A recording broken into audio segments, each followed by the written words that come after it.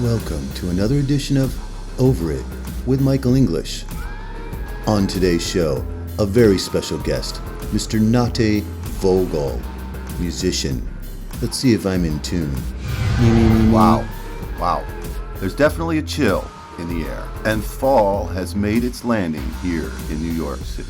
But in the studio here, it is Del Fuego. Yes, it's very hot. Why? Because we've got Mr. Natti Vogel heating it up here in the studio at Over It. Welcome, Natti. Thank you so much for bringing me here. I'm not over it. I'm here for it. It is my pleasure to have you on the show. The pleasure's all mine, Michael. You're a pal. You're lovely. I like you. I think I already like you. I like you too. Yeah. I'm all right in a pinch. So the last music you listened to was your own. That's fair enough. Yeah. The last song I listened to... I have to practice before my shows. So I end up listening to my music a lot. And I listen to my music while I'm performing the shows. And I also find myself listening to music when I'm recording and when I'm listening for mixed notes and master notes. So I end up spending a lot of time listening to my own music. My last song I listened to this morning was Dionne Warwick. Oh, whoa, which one? I say a little prayer because I had to say a little prayer before I came over here. Oh, why? What, I don't know. I was a little nervous. You're a big star. Not yet, but I love that I make people nervous. That's a joy. You're a big star. Is that sociopathic of me to say? That's Quiet. fun. I like nerves. I like having nerves. As a performer, I feel like they help. Mm-hmm. Aside of performing on the rooftop, what would be a dream bill? Who would you like warm you up, and who would you like to hand it off to? Oh, that's a really good question. Well, let's put it out there into the universe and manifest the ideal bill. Okay. Who would I like warming the crowd up for me? I feel like someone a little bit less crazy. Yeah. A little bit. Crazy is not a descriptive word. Somebody with fewer high highs and less oceanic lows. It's like someone with a steady BPM. Who's lovely and emotional. Maybe like a James Blake. Oh, that's so rude because like he's this massive star. No. So he shouldn't be opening up for anybody. And then who would you hand it off to? And then I would for me to hand off a show to somebody, they've got to be a massive energy, right? They've got to like take it somewhere crazy. I think after my show, I'd want people to have a dance party. I think I'd want them to go balls to the wall. And to be honest, I would hand it off to so many people. I mean, there's so many performers who are just humbling. I saw St. Vincent at the Hollywood Bowl. It was the last week or something like that. And she really... I'm jealous. Lord, she puts on a show. Right. Natti, do you do it all yourself, or do you rely on the help of others? What do I mean by that? No. Is there somebody that's your like confidant, right hand, engineer? Is it Mike Tierney maybe? I'm asking. Oh, Mike Tierney! Shout out to Mike Tierney. Yes. I feel like the two of you would get along. Do you know him? No, I'm personally? asking you because he seems important in the production. He's very important to me in my soul and in my life. No human being can do art alone. Even when you're me and you write all the music, you compose it. I compose music, I write the lyrics, I sing the songs, I play the keys, I come up with the concepts for everything, and I put everything together, and it's very stressful and exhausting and amazing, but you can't do it alone. Benjamin Nickies, who I'm staying with now in Williamsburg, was produced We All Went to Brooklyn, and then before that I was co-producing. But you surround yourself with these I could keep shouting at these amazing, amazing people. It's traditionally taken a lot of like straight men.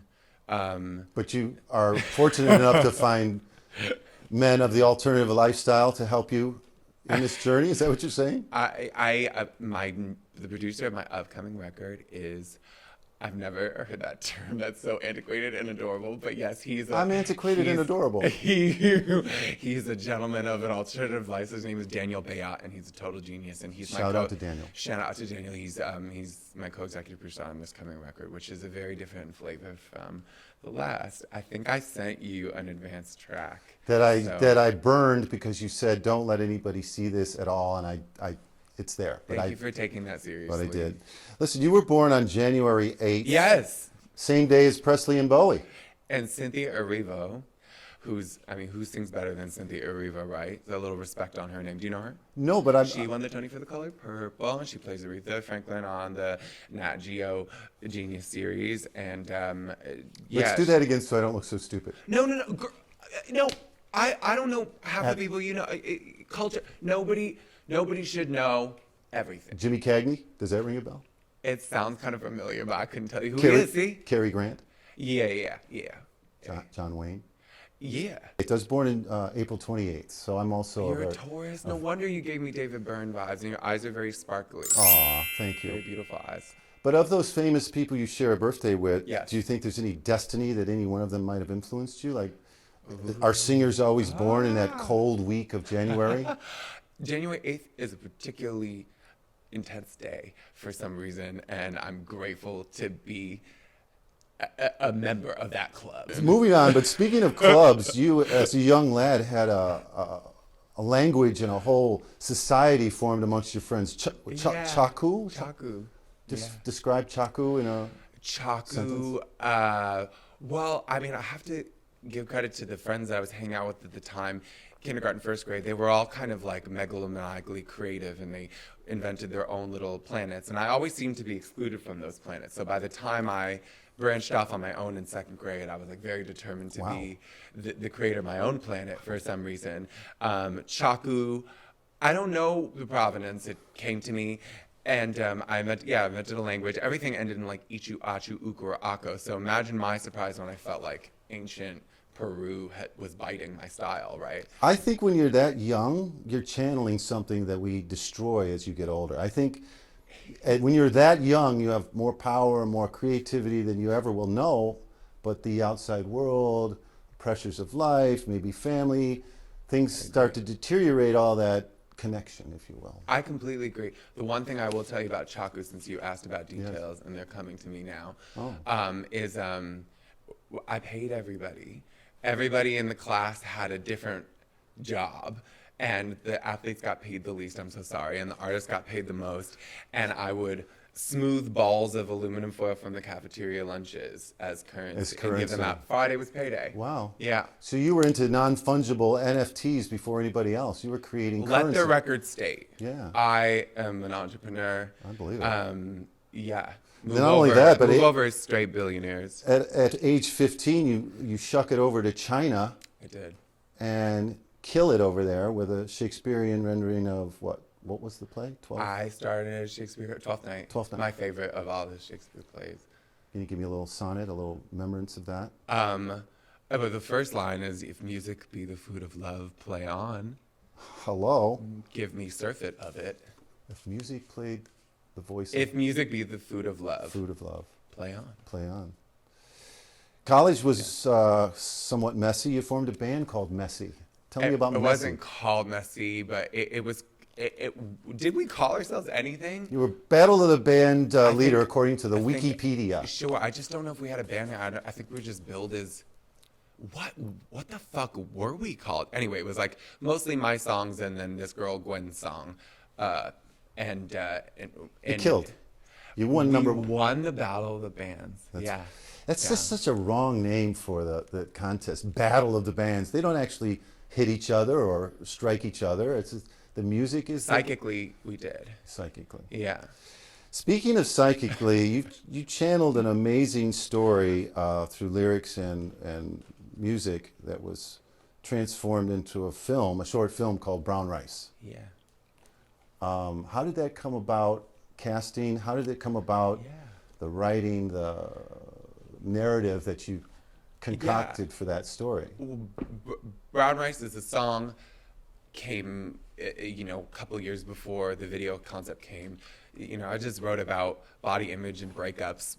And as a gay man, I didn't realize I was writing a story that was particularly, while universal, particular to gay men. And so I just remember being at Barry's boot camp, looking around at all the desperation in myself and in others, and thinking, okay, I have something. We need to follow the life of like a super hot Instagram gay influencer and just see how miserable he is in his private life. You hit it right on the head. Matthew Wilkus. We got so lucky. Eamon Foley, who is the director of choreographer of Brown Rice. I was working for him on some off-Broadway show he was trying to put on. I was writing the music. And I kept telling him about Brown Rice and how I really wanted him to make it. And then finally I kind of like got pushy. I was like, we got to do this. And he ran into Matt in the gym and came out. He knew we were looking. How fortuitous. He knew we were looking for someone universally thought to be like that person hot, but I'm so lucky we got him because we also messaged a bunch of like real Instagram thought influence. Not that Matt isn't an influence, it's just he's talent first and then he happens to. But there are many people who like are just hot and that's how they influence. And we reached out to those people thinking like they don't really need to act, we can project it onto them. But we thank God we didn't go with that route because Matt really acts the hell out of this role. Yeah, without opening his mouth, which is awesome. OG acting, right? Yeah, the OG acting. Yeah. Show, not tell. Yeah, I mean they didn't have sound in the day. You just had a lady on an upright piano. So the sound was haunting. Did you do the horn? Who did the horn? Who played the horn? Yeah, who played the horn? There were Spencer Hale on trombone in the chorus, but then the trumpet. I feel the trumpet solo. There was a trumpet solo. That would be Michael Sarian, I believe. It's trivia, and I can't remember every single player all the time, but I love Michael. He's amazing. Natti, what's helped form you? I mean, besides the obvious environment, family, friends, work life, what's helped form you? I mean, was there a singer, a favorite, like, that you saw when you were a young lad? So many. Like, as a kid, like you said, life puts a lot of pressure on you to not be your most magical, powerful self. At all times, there's so many of those deleterious influences from every direction. So I certainly had my talismans, my archetypes, and there were a bunch, so many of them. But one that recurred was Tori Amos. I mean, it's an obvious one. She's a real composer first, like a lot of people. She knows her way around the 88s. Around all 88 and even a little extra because the Bosey has an extra sometimes comes with like the Bosendorfer, which I also like playing. I played when I did my National Sawdust residency, and it really you can see why she chooses it. It just has so she actually plays the Bosendorf. Bosey's her thing. I think I would never like be as partnered like with Bosey because she kind of took Bosey, but just as a spirit. I would sometimes be at a crossroads in my life and ask myself, like, what would Tori want me to do? Right. And I think now that I'm a little older, I can see that what that meant was, like, what's the bravest thing to do? Because she was so brave. But my first two loves as music were hip-hop, like late 90s hip hop and classical opera. Those were my first loves. What a combo. Tori came later. Can you put those two together and make us $1 gazillion? Hip hop and opera? Come on. I think a lot of people, in my opinion, because the new record actually does have both of those influences more readily audible than the previous record. So you will hear some of that, but I will say that in the process of making this record and really letting those influences come to the fore for the first time for me, I realized that Mariah Carey does it well. Not just because of the obvious, because her mother's an opera singer and she grew up in New York. She has that blender. She has that magic blender that can do it. If you really listen closely, she brings a lot of the operatic tradition and a lot of even before they allowed, like she broke up with Tommy and they allowed her to be more urban, she was still serving the operatic and the hip hop influences. So I think I would never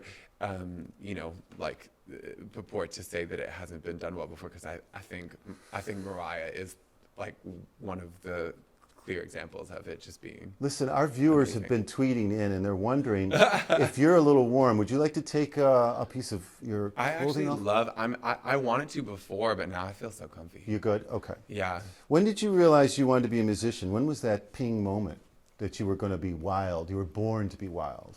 I think it was just the ping moment that I was born to be wild. I mean, I think the ping comes and it goes, and some days you just feel weird. And some days you feel on, some moments of the day you feel on, some days you feel off. Hopefully it all evens out to more ping and less Pang. yeah. Boom. Well done. Check it out. I love that. If there was a musician that you'd like to bed for one night only, who would that be? A musician that I would like to bed. Hopefully they're alive. The thing is, like, to be honest, You don't take it casually. no. I sure do, sir. Okay.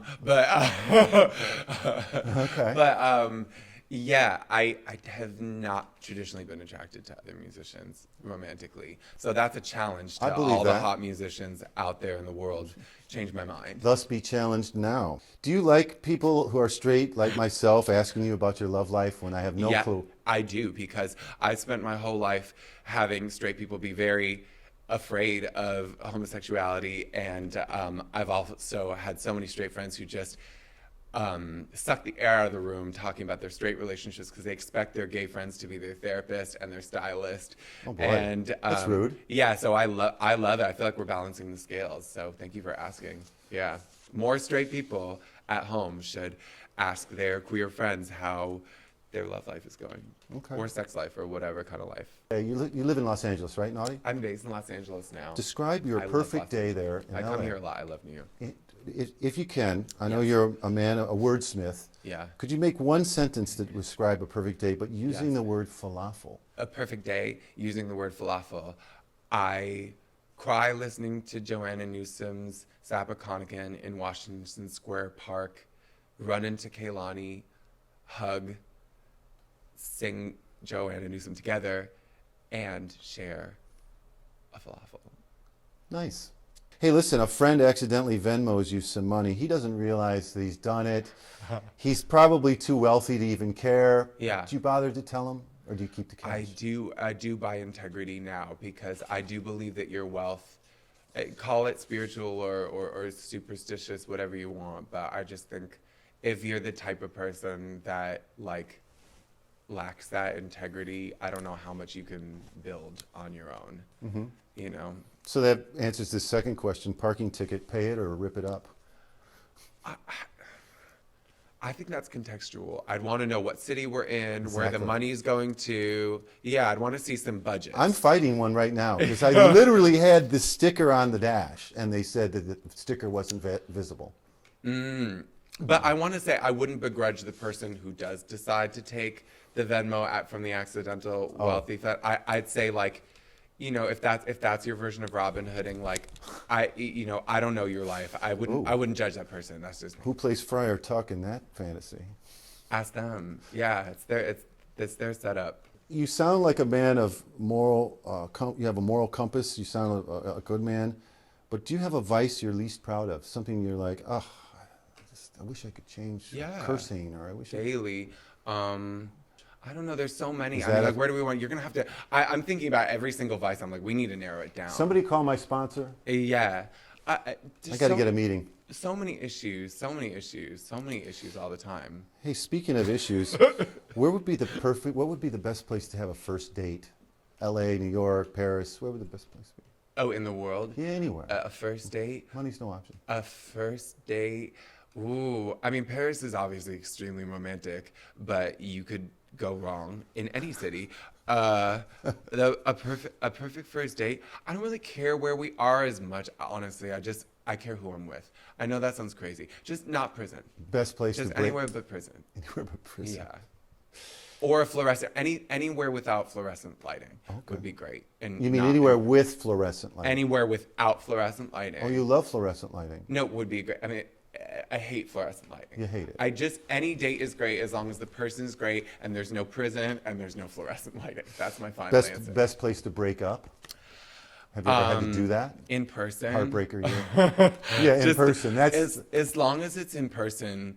And again, there's no fluorescent lighting and it's not in prison. seems like a theme. Dairy Queen, fluorescent lighting. Dairy Queen, place your order. I have been there once. Oh. I had a blizzard. I intend to have another one. Sounds good. It's like I grew up in a very foodie kind of in a university town, and we didn't have like the suburban fast food chains. When I finally had a blizzard at DQ, I understood like why food chemists get paid their salaries, because they know what they're fucking doing. Brain freeze. And gravity defying Milk. Milk, yeah. The flying cows, or I don't know. Speaking of defying gravity, have you ever been arrested? Yes. Really? I don't know why I'm smirking. I shouldn't be. Well, it's just like. Did you try really hard to get arrested, or was it accidental? No, because you already know I don't like prison. I what did I do? I snuck a friend in through the subway, but I had an open container.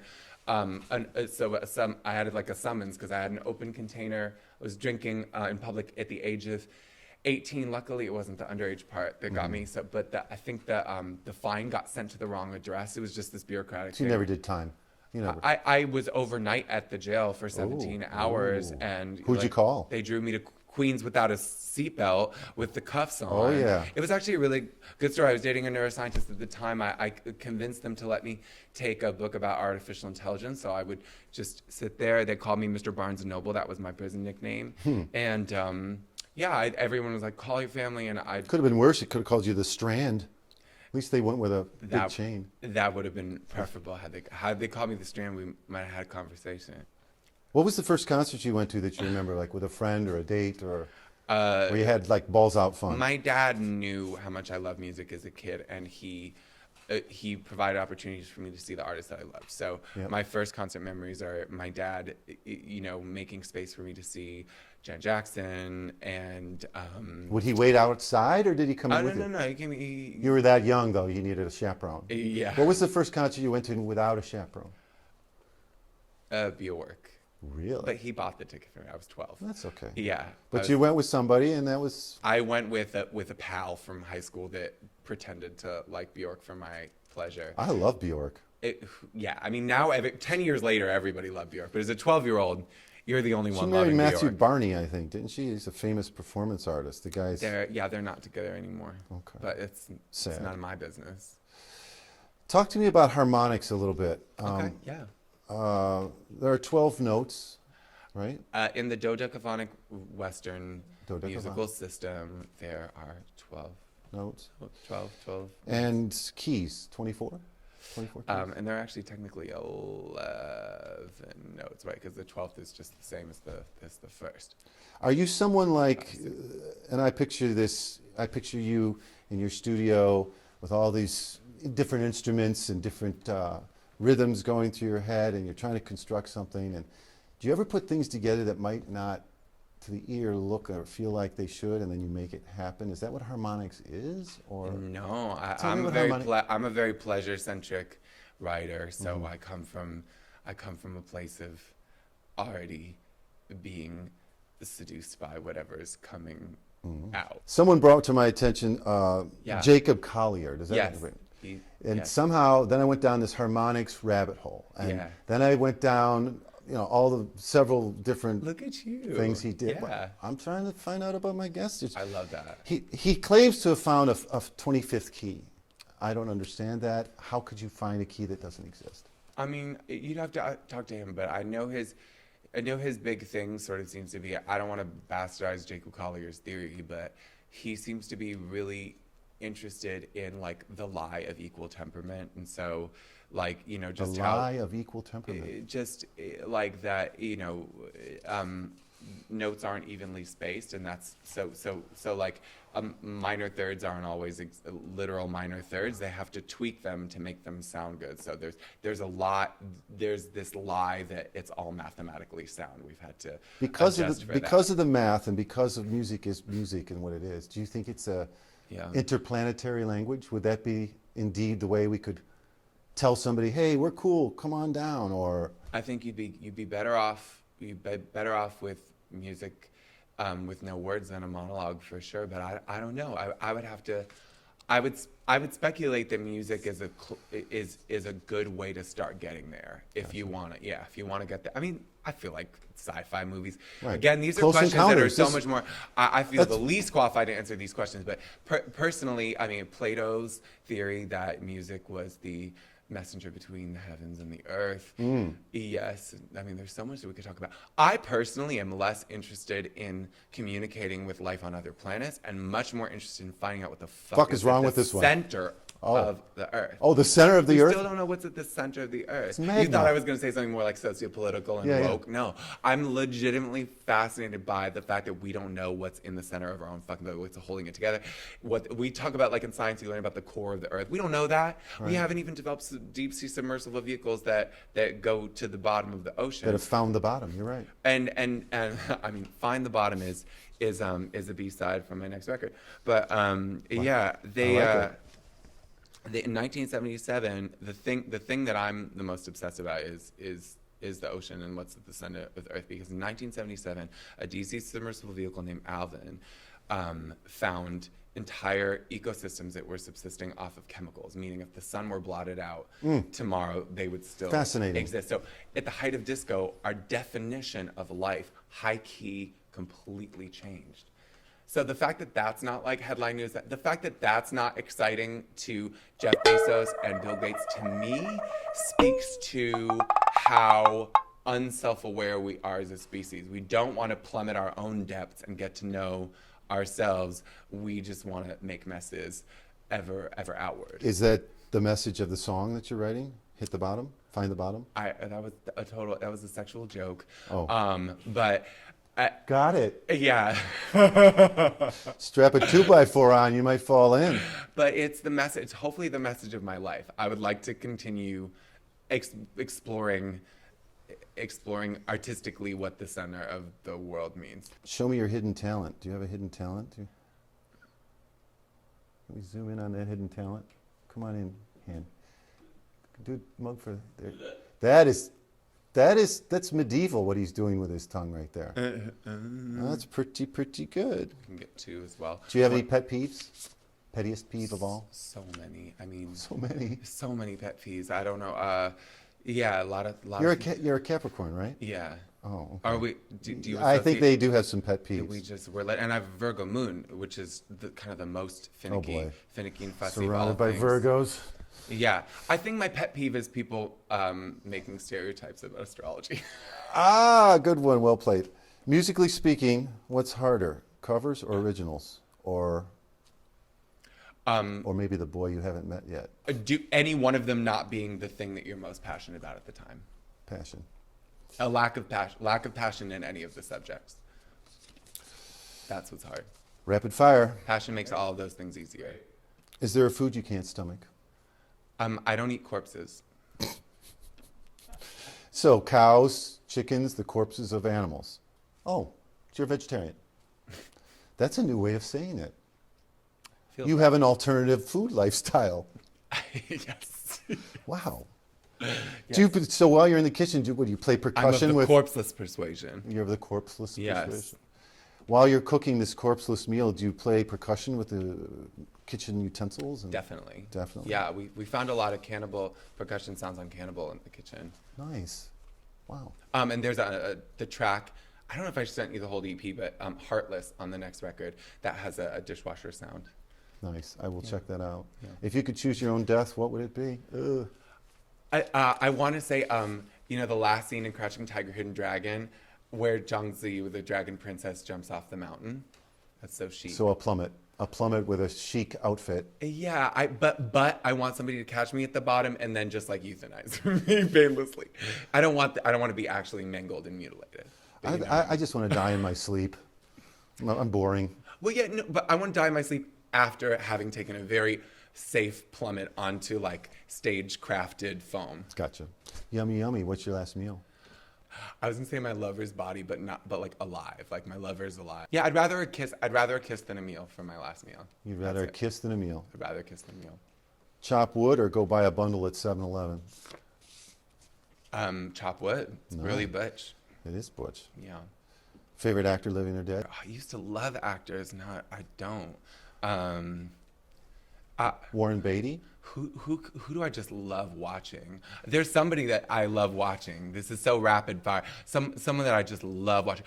Honestly, it's not favorite, but just the first thing that came to mind. She's so much fun to watch. Is the lesbian on Call My Agent, the French show on Netflix. Okay. I don't know her name. I think that's her title in the credits, the lesbian. That's so rude. But the woman who plays Andrea, she's captivating. The woman who plays Andrea on that said show on Netflix. On Call My Agent en 10%. Camping or strictly first-class resort?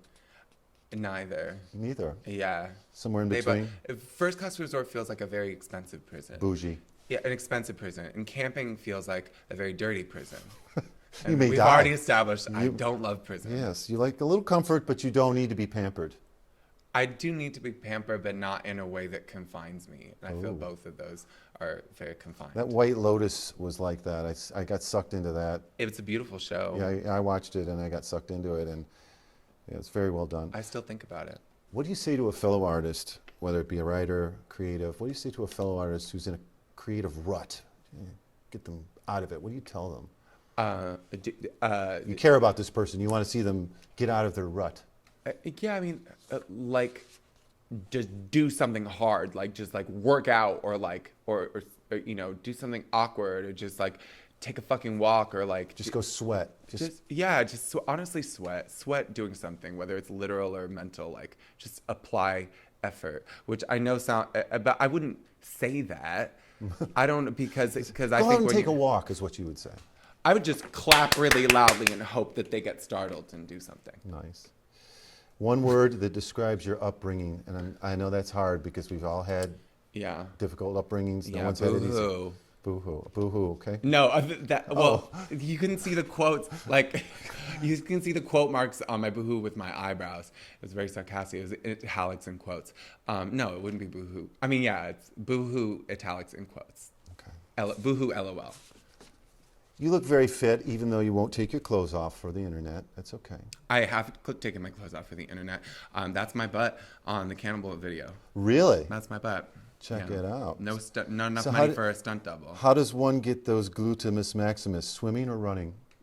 I don't swim, and I don't run. How do you work out? I lift things, and I squat, and I hike, and I just use it all the time. I think if you use your glutes while you play the piano, that's a workout. If you use your glutes while you have sex, like just focus on it, use it, and it'll grow. Condom or bareback? With someone you love?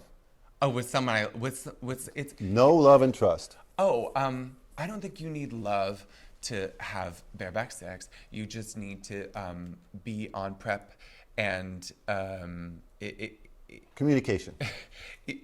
Communication and pre-exposure prophylactic. I would wrap it up, yes, by asking Wrap it up. Oh. So I've just been told we have come into our final turn. Oh, that's so sad. This is so much fun. Is there something that we can expect from Natti in the not too distant, like before the snow falls? On the West, you can definitely come see me and my band, the Homo Romantics, play October 16th at Plummer Park.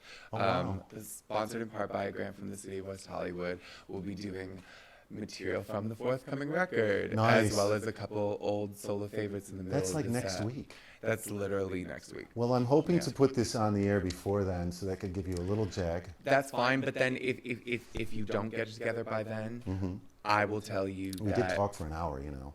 It was really fun. Just about an hour. It was really fun. I will say that that hopefully that people can support me on Patreon, patreon.com/VogelGarden. We'll put those up on that lower or on the side. That's why all this green is here. We're going to put pictures there. And, that's so cool. You know, all kinds of relevant, animals having sex. I don't know, but I'm holding an image of two roosters giving each other fellatio. Aren't they adorable? He's cock teasing us. Yeah. Follow me on the socials. Follow me on socials. Listen. You'll find out. Yeah, hopefully the record will come out before too long. You could pass or play on this last question. Some have played, some have passed. You're a musician, you're a scribe, you're a poet. Describe, if you can, freestyle, or even if it's a beatbox, our experience together in this last hour. Would there be like a little... Can you do a haiku? You could do a haiku. Okay. Mirror, eye, balls, bright. I'll just say what I think about our time together. Yeah. It was sympathetic. I was sympathetic, or you were sympathetic? I'm not sympathetic. I feel like it takes two to be sympathetic. I think. Simpatico, maybe. Yeah, simpatico. Thank you for correcting. Yes. It was simpatico. It was reflective. It was camp, but in the service of genuine connection. Όλα ακούγονται μαύρα κι άραχνα.